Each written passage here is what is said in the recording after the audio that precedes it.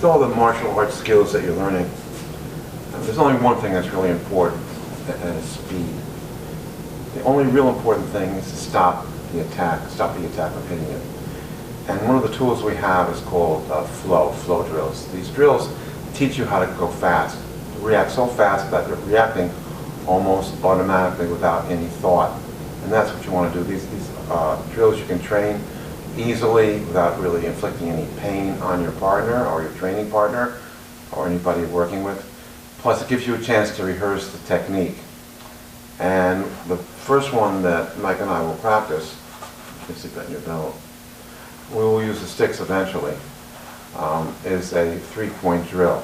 So we'll do it from this angle first and balance. All right, a little closer. All right, so someone's punching in, my hands are up like this, and I'm going to be doing 1, block, check, strike. It comes in with the other hand, 1, 2, 3. Okay, here's this idea. The idea is to practice this so consistently and so often that eventually it'll be an automatic reaction where I won't have to think before I execute the technique. The person can be punching high towards my nose, doesn't matter, again. Now the thing I want you to think about, person comes in, I don't have to block too far. When someone's coming in with power this way, the strength is that way, the very strong that way, but the very weak that way. I can actually stop it. Right? If a person punches in, if I punch in, I can just tap lightly. If I turn my head a little bit, I'm out of danger. Don't have to hit too far to be out of danger. The less he has to be moved, the better off I am. Why? Because the energy is coming this way, and once I do that a little bit, it keeps coming that way, and it's easy for me to do my counterattack. Also, I have to move a much shorter distance. If I'm here, and all I have to do is that little tiny distance, it'll be much faster. The problem is he knows when he's going to punch.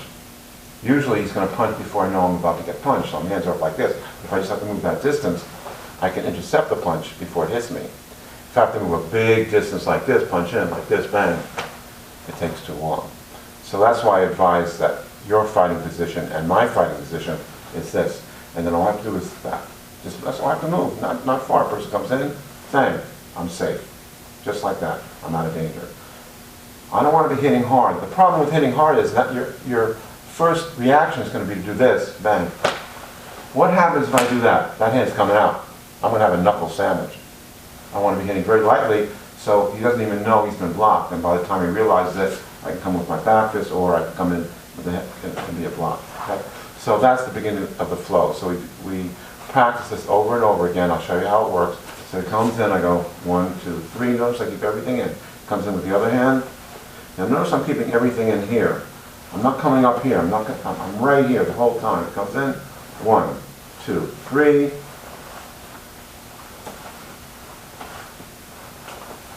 And slowly it'll speed up.